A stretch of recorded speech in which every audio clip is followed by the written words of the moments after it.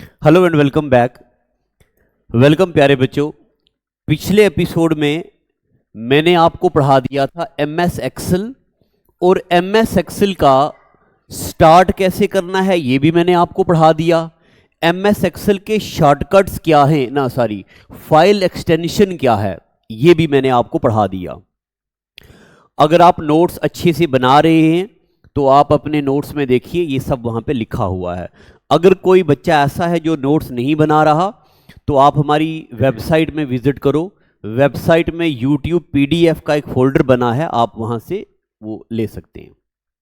देखो जी, अब मैं आगे ले चलता हूँ आपको। देखो, अभी हमें पढ़ना है ये होम मेन्यू क्या होता है। शायद आपको ना दिख रहा हो, चलो मैं आपको ये बताता हूं। ये है सबसे ऊपर होम मेन्यू, ये है इंसर्ट, ये है पेज लेआउट, ये है फार्मूलाज, ये है डेटा, ये है रिव्यू, ये है व्यू और डेवलपर, और ये सब हैं। हमारे पेपर में सवाल आता है इनमें से होम मेन्यू के अंदर क्या क्या ऑप्शन मिलते हैं, इंसर्ट मेन्यू के अंदर क्या क्या ऑप्शन मिलते हैं, पेज लेआउट के अंदर क्या क्या ऑप्शन मिलते हैं। अगर मैं बात करूं जेके पुलिस कांस्टेबल की, तो उसके लिए आपको ये बहुत ज्यादा याद रखने की जरूरत नहीं है। मगर अगर आपको एक ग्रेजुएट लेवल पेपर दोगे या हाई कोर्ट का पेपर दोगे, उसके लिए ये याद रखने की जरूरत है। ये देख लो जनाब, जूनियर असिस्टेंट के पेपर में पूछा हुआ था कि सॉर्ट और फिल्टर का ऑप्शन किस मेन्यू में मिलता है। क्वेश्चन देख लो पहले, सॉर्ट और फिल्टर का ऑप्शन किस मेन्यू में मिलता है। तो सॉर्ट और फिल्टर का ऑप्शन कहां मिलता है? होम मेन्यू में। चलिए जी, पहले हम एक एक करके पढ़ते हैं। आप हेडिंग डालो होम, और होम में लिखो this tab displays formatting of file. ये वाला जो टैब है ये फाइल का फॉर्मेटिंग शो करता है। कैसा फॉर्मेटिंग?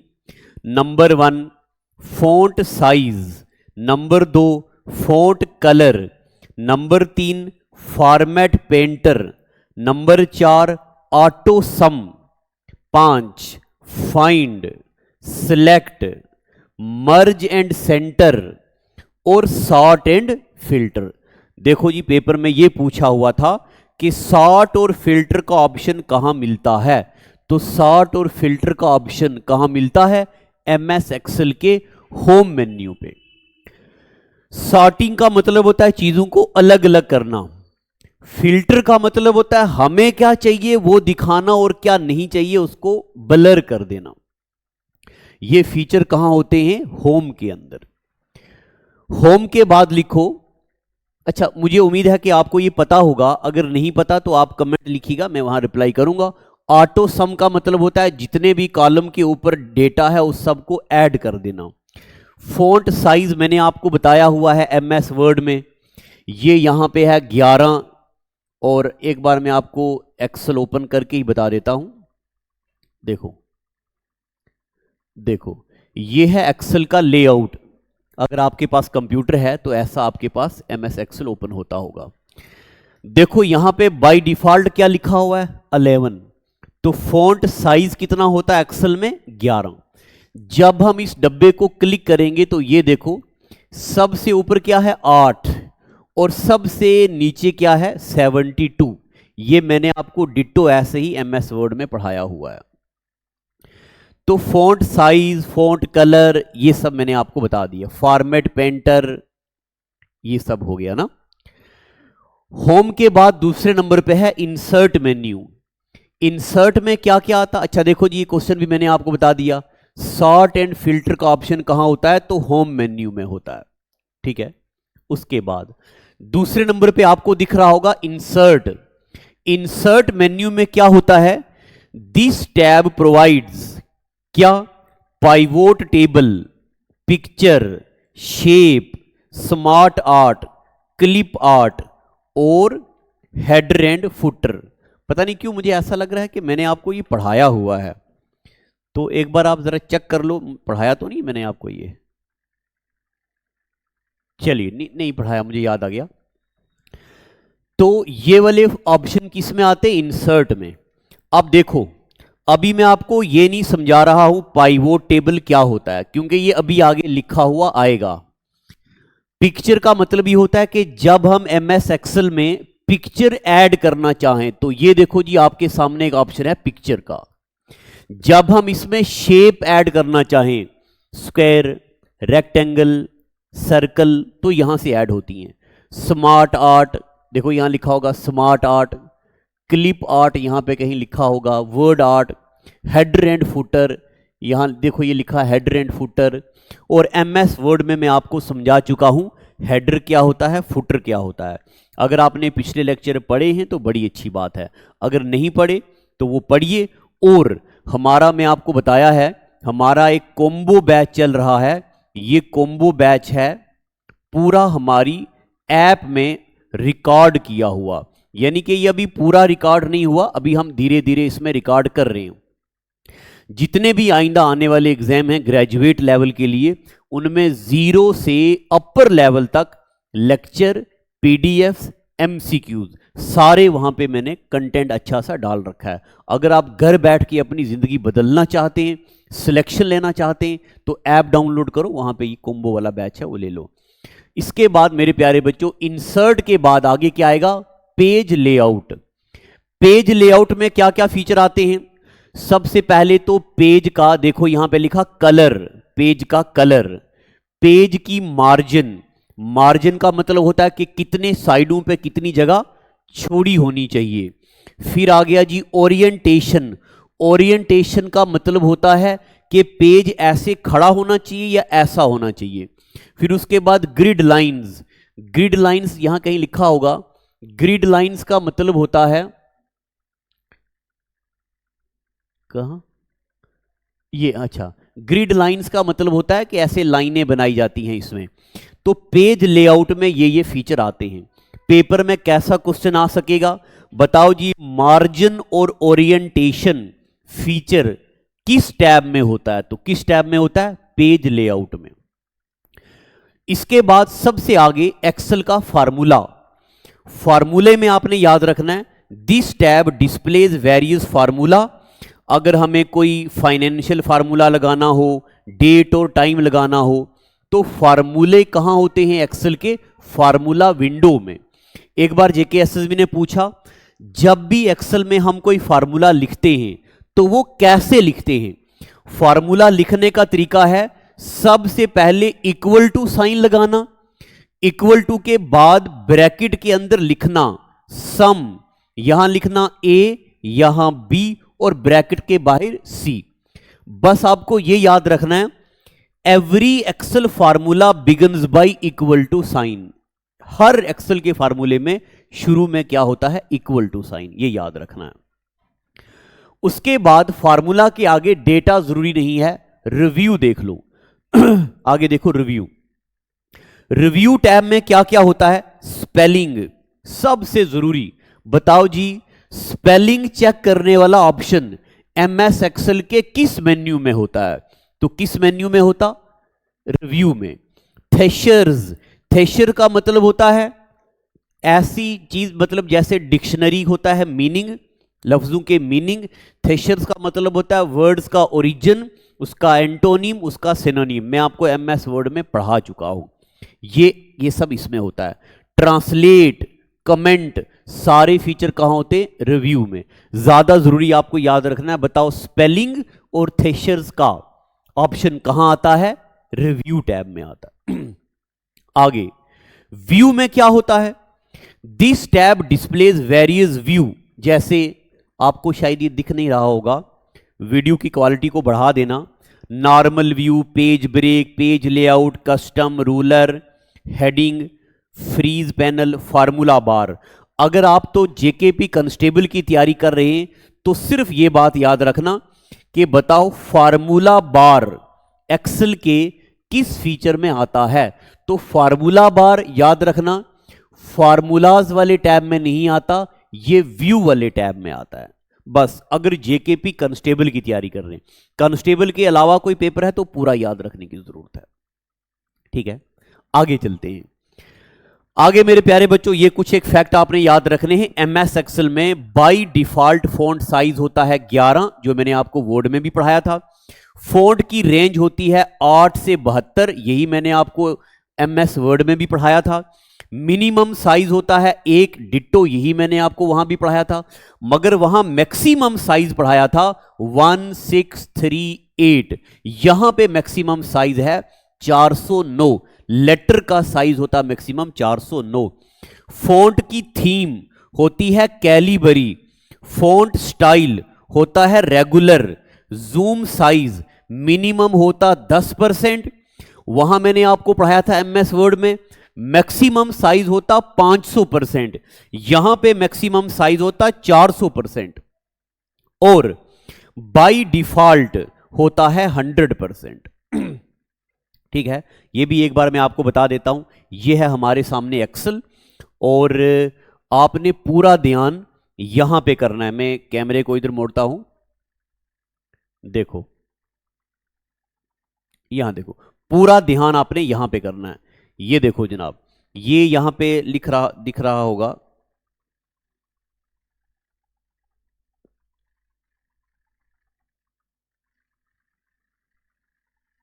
देखना, देखो वीडियो की क्वालिटी बढ़ाओ। देखो यहां पे लिखा है, यहां लिखा है प्लस, तो प्लस के यहां पे देखो आपको दिख रहा होगा 100 लिखा हुआ। तो जब मैं इसको यहां ले जाऊंगा, मैक्सिमम जूम हो जाएगा कितना, देखो जी 400%।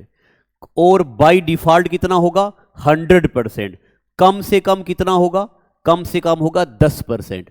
तो एमएस एक्सेल जो है, दिख गया ना आपको, एमएस एक्सेल मैक्सिमम जूम कितना है 400%, मिनिमम जूम कितना है 10%, और बाय डिफॉल्ट कितना है 100%। ये मैंने आपको यहां पढ़ा दिया। इसके बाद जनाब और आगे चलते हैं, और आगे चलते हैं। कुछ एक शॉर्टकट कीज है एक्सेल में, आपने याद रखनी है। F2 का मतलब होता है एडिट सिलेक्टेड सेल, यानी कि ये कोई सेल है, ये सेंटर वाले सेल को अगर हमने इस वाले सेल को एडिट करना हो, इस वाले सेंटर वाले को, इसके लिए फार्मूला है F2।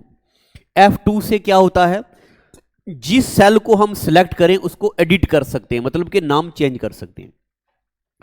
F4 का मतलब होता है रिपीट लास्ट एक्शन परफॉर्म्ड, जो काम अभी किया वो बार बार करना हो तो F4।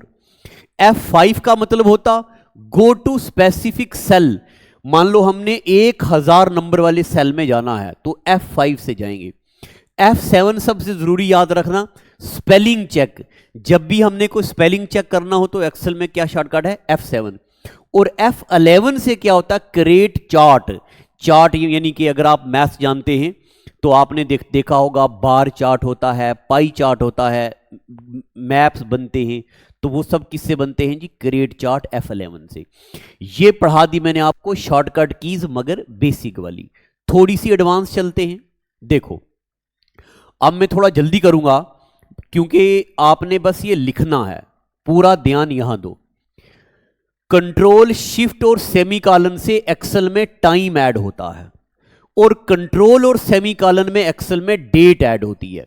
बताओ जी, एमएस एक्सेल में अगर हमने टाइम ऐड करना हो तो कंट्रोल शिफ्ट और सेमीकॉलन, डेट ऐड करनी हो कंट्रोल और सेमीकॉलन, और अगर हमने नई वर्कशीट ऐड करनी हो तो अल्ट शिफ्ट और F1 भी है, और एक दूसरा फार्मूला है शिफ्ट और F1। ठीक है, देखो ये वर्कशीट क्या होता है ये मैं आपको पढ़ा चुका हूं, वर्कबुक क्या होता है मैं आपको पढ़ा चुका हूं। पिछले वाली वीडियोस को अच्छे से देखो, तभी आपको यहां समझ आएगा आगे। शिफ्ट F3 से क्या होता है, एक्सेल फार्मूला विंडो ओपन हो जाती है, ये जरूरी है। एक्सेल फार्मूला विंडो को ओपन करने के लिए शिफ्ट और F3। सर्च बॉक्स किससे होता है, शिफ्ट और F5 से। स्ट्राइक थ्रू किससे होता है, कंट्रोल 5 से। अब देखो स्ट्राइक थ्रू का क्या मतलब है, देखो आपने देखा होगा लिखा हुआ ₹4000, फिर ऐसा लिख के बीच में काटा जाता है और लिखा जाता है 9, 2999। तो जनाब ये जो लाइन बीच में लगाई जाती है, काटी जाती है जो लाइन, इस लाइन को बोलते हैं स्ट्राइक थ्रू। तो स्ट्राइक थ्रू के लिए कंट्रोल और 5। कंट्रोल F9 से है मिनिमम वर्कबुक विंडो, यानी कि वर्कबुक को मिनिमाइज करना है। विंडो डी भी इसका एक शॉर्टकट होता है। कंट्रोल F10 से होता है मैक्सिमम वर्कबुक विंडो, इसको साइज को बड़ा करना है। ये नीचे वाले दो याद करने की जरूरत नहीं है, ठीक है। तो चलो ये भी लिख दो। अब ये टॉपिक थोड़ा बोरिंग हो गया है तो ये हम जल्दी खत्म करेंगे। तो इंटरेस्टिंग टॉपिक अभी हमें पढ़ने हैं। अभी इंटरनेट पढ़ना है, ऑपरेटिंग सिस्टम पढ़ा दिया, इंटरनेट पढ़ना है, नंबर सिस्टम पढ़ने हैं, वायरस एंटीवायरस पढ़ना है, तो वो पढ़ाऊंगा। चलो जी आगे चलते हैं, इसको छोड़ देते हैं। अब देखो जी, अभी मैंने आपको बोला कि मैं आपको समझाऊंगा, क्या समझाऊंगा, पाइवोट टेबल क्या होता है। अब कुछ एक ऐसी चीजें हैं एक्सेल में जो हमें समझनी है, यानी कि एक्सेल के कुछ स्पेशल फीचर्स हैं। क्या क्या, देखो पाइवोट टेबल, हेडिंग डालो पाइवोट टेबल, हेडिंग डाल दी। सुनो यहां पे देखो, मान लो ये हमारे पास एक एक्सेल का टेबल है, इतना बड़ा टेबल है, इतना बड़ा टेबल है, इसमें 1000 बंदे का रिकॉर्ड है, 1000 बंदे का रिकॉर्ड। अब हम चाहते हैं कि किसी एक बंदे का रिकॉर्ड उसको शो करना हो, तो क्या हम एक रिकॉर्ड के लिए उसको पूरे का पूरा 1000 वाला रिकॉर्ड शो करेंगे? नहीं, हम क्या करेंगे, जहां पे उस बंदे का नाम लिखा हुआ है, मान लो ये उस बंदे का नाम लिखा है, हमें इतना रिकॉर्ड उसको शो करना है। तो एक्सेल एक ऐसा फीचर देता है, बहुत बड़े लाखों करोड़ों के डेटाबेस में, बहुत बड़े टेबल में से एक टेबल अलग करना हो जो हमें खास बंदे के बारे में जानकारी दे। ऐसे टेबल को बोलते हैं पाइवोट टेबल। क्या बोलते हैं? Pivot table. अब पढ़ के सुनाता हूं। It allows you to extract significance from a large detailed data set. बहुत बड़े डेटा सेट से कुछ सिग्निफिकेंट अमाउंट अलग करना हो। It allows user to automatically summarise और counting and sorting of data, यानी कि एक यूजर को ये अलो करता है कि अपने डेटा को गिन सको, देखो, एनालाइज करो, कहीं गलती तो नहीं हो गई है। बहुत बड़े डेटाबेस में से एक छोटा सा डेटाबेस अलग करने का एक फीचर होता है, इसको बोलते हैं पाइवोट टेबल। इसके लिए शॉर्टकट की है Alt D और P। उसके बाद एक ऑप्शन आता है फिल्टर। फिल्टर का क्या मतलब होता है? देखो, अगर आप कभी, पहले यहां से पढ़ता हूं, it allows you to view specific row, allows you to view specific row while hiding other row। बाकी रोज ताकि ब्लर हो जाएं, छुप जाएं, एक खास रो दिखे जब when we apply the filter drop down menu appear in the cell। यानी कि अगर हमें एक खास रो को सामने करना है, बाकी रो को छुपाना है, इस फीचर को बोलते हैं फिल्टर। इसके लिए शॉर्टकट है कंट्रोल शिफ्ट और L या कंट्रोल D और FF। इसके बाद एक और ऑप्शन आता है फ्रीज। फ्रीज का क्या मतलब होता है? अगर आपने कभी गूगल पे कोई गाड़ी सर्च करी हो, मान लो आपने गूगल में लिखा कोई गाड़ी का नाम क्रेटा लिख लिया, तो जब आप क्रेटा ओपन करेंगे तो आपको ना वहां एक ऑप्शन आएगा कंपेयर। कंपेयर करना है किसके साथ?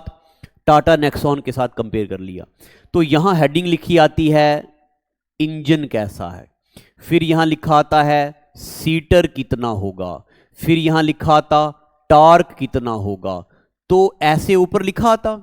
फिर नीचे हम ना ड्रैग करते हैं, नीचे ड्रैग कर लिया, ये वाली चीज ऊपर स्टिल रहती है, ये वाली चीज रुकी हुई रहती है और बाकी चीजें ड्रैग होती हैं। ऐसे फीचर को बोलते हैं फ्रीज। क्या बोलते हैं? फ्रीज। देखो यहां क्या लिखा, it allows to keep visible specific row या column when we are scrolling in the worksheet. जब हम वर्कशीट में ऐसे स्क्रॉल करते हैं, कुछ डेटा सामने ऊपर रहता है, इस फीचर को बोलते हैं फ्रीज, जम गया है डेटा ऊपर। फिर चार्ट विजर्ड, ये एक ऐसा फीचर है जो टाइप ऑफ चार्ट, ग्राफ वगैरह बनाता है, ये इतना जरूरी नहीं है। फिल्टर जरूरी है, पाइवोट टेबल जरूरी है, और आपको फ्रीज जरूरी है। ठीक है जनाब, मैंने आपको MS वर्ड भी पढ़ा दिया, MS एक्सेल भी पढ़ा दिया। अब जल्दी से करेंगे पावर पॉइंट। अब जल्दी से सुनना है, पावर पॉइंट कैसा सॉफ्टवेयर है? ये एक प्रेजेंटेशन सॉफ्टवेयर है। पावर पॉइंट से हम क्या करते हैं? चीजें डिस्प्ले करते हैं। देखो जो आप मेरे सामने पढ़ रहे हो कितना अच्छा लिखा है, बड़ा लिखा है, ये पावर पॉइंट है। अगर मैं आपको MS वर्ड में पढ़ाता तो MS वर्ड में छोटा छोटा लिखा जाता है, तो आपको अच्छे से समझ नहीं आएगा, पढ़े नहीं जाएगा। तो पावर पॉइंट एक प्रेजेंटेशन सॉफ्टवेयर है। ये एक बहुत अच्छा और एफिशिएंट वे है कम्युनिकेट करने का, चीजें शो करने का, पढ़ाने का अच्छा वे है। ये GUI बेस्ड सॉफ्टवेयर है। GUI मैं आपको पढ़ा चुका हूं। GUI का मतलब होता है ग्राफिकल, U का मतलब होता है यूजर, I का मतलब होता इंटरफेस। GUI मतलब ग्राफिकल यूजर इंटरफेस। ठीक है, आगे चलते हैं। आगे जनाब, how to open PowerPoint, ये अब आपको पता चल चुका होगा अगर आपने पिछले लेक्चर सारे पढ़े हैं। स्टार्ट पे जाना है, ऑल प्रोग्राम पे जाना है, MS ऑफिस पे जाना है, और उसके बाद कहां जाएंगे? पावर पॉइंट पे। दूसरा तरीका है विंडो की दबानी है और साथ में R दबाना है। रन डायलॉग बॉक्स ओपन होगा, वहां लिखना है PowerPoint.exe। exe मतलब एग्जीक्यूटेबल फाइल, मैं आपको पढ़ा चुका हूं, अब समझने की जरूरत नहीं है। पावर पॉइंट के एक्सटेंशन क्या क्या हैं? देखो जी, .pptx 2007 के बाद जो वर्जन आया उसकी एक्सटेंशन है .pptx।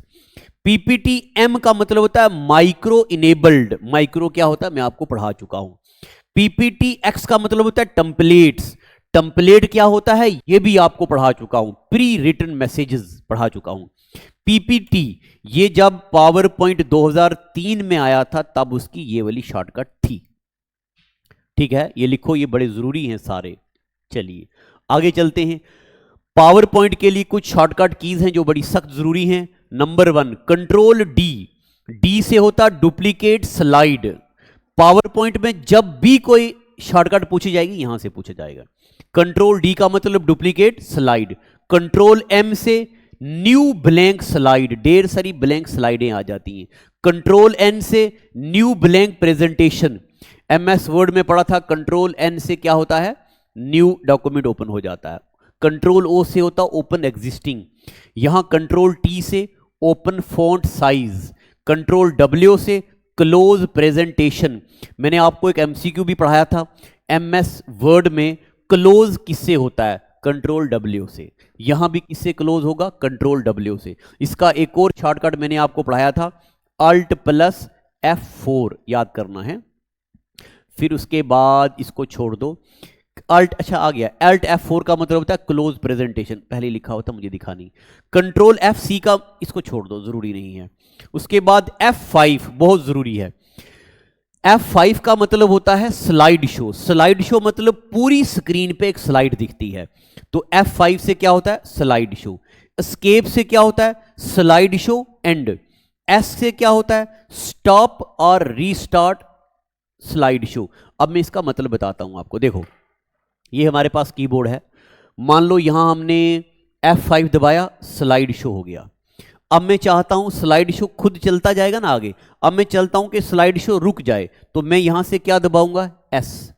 S दबाने से स्लाइड शो रुकेगा।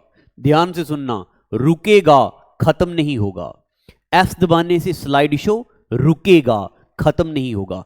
S दबा दिया, रुक गया। फिर से S दबाया तो चल गया, मगर एस्केप दबाने से स्लाइड शो एंड हो जाएगा, यानी कि अब स्लाइड शो खत्म हो गया है। इससे रुकेगा और चलेगा और इससे एंड होगा। समझ आ गया आपको? एस से होता है क्या होता है? एस से स्टार्ट या स्टॉप। फिर उसके बाद जनाब ये दो बातें आपने याद रखनी है। पावर पॉइंट में दो फीचर होते हैं, क्या क्या? देखो, अगर हम चाहते हैं कि हमारा टेक्स्ट, क्या टेक्स्ट जो लिखा हुआ है वो उड़ के आए, वहां से चल के आए, इधर से चल के आए, इधर से चल के आए, तो ऐसे फीचर को बोलते एनिमेशन। क्या बोलते हैं? एनिमेशन। मगर अगर हम चाहते हैं कि हमारी स्लाइड पर्दे की तरह खुले, ऐसे फूल सा बन के खुले, उसको बोलते ट्रांसिशन। जेकेएसएसबी ने एक बार ये सवाल पूछा कि बताओ एनिमेशन इफेक्ट किसको लगता है? दिस इफेक्ट आर या this effect is applied two objects, जैसे कि टेक्स्ट या इमेज। बाकी याद रखने की जरूरत नहीं है। एनिमेशन किसको लगता है? टेक्स्ट को या इमेज को। मगर ट्रांसिशन किसमें लगता है? मल्टीपल स्लाइड को या पूरी प्रेजेंटेशन को। ठीक है, ये याद रखना है। तो मेरे प्यारे बच्चों, इससे बाद हमारा ये खत्म होता है एमएस एक्सेल भी, ना एमएस वर्ड भी, पावर पॉइंट भी, एक्सेल भी। अब इसके बाद मुझे लगता है कि पहले हमें पढ़ना चाहिए इंटरनेट। इंटरनेट पढ़ाऊंगा। इंटरनेट के बाद हिस्ट्री और जनरेशन पढ़ाऊंगा। फिर उसके बाद ये मैं पढ़ाऊंगा आपको फादर ऑफ कंप्यूटर कौन है, ये सब क्या क्या चीज किस किस ने इन्वेंट करी है।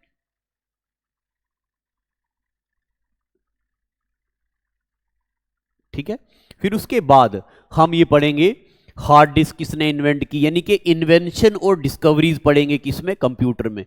इन सब में से एटलीस्ट एक आध सवाल आएगा। मोबाइल किसने इन्वेंट किया, पहली बार हार्ड डिस्क किसने इन्वेंट करी, और ट्रांजिस्टर किसने इन्वेंट किया, दुनिया का पहला कंप्यूटर किसने, पहला प्रोग्रामर कौन था, दुनिया का पहला कंप्यूटर किसने इन्वेंट किया। ये सब चीजें पढ़ाऊंगा मैं आपको। तो अब मैं आपको पढ़ाऊंगा जनाब अगला एपिसोड में इंटरनेट। जब तक पेपर होता, पेपर से पहले ही बस ये हमारा जल्दी खत्म हो जाएगा। ठीक है, तो आज का एपिसोड इतना ही रखते हैं। वेबसाइट में जरूर विजिट करना, वेबसाइट में बहुत सारी चीजें हैं। तो thank you, God bless you.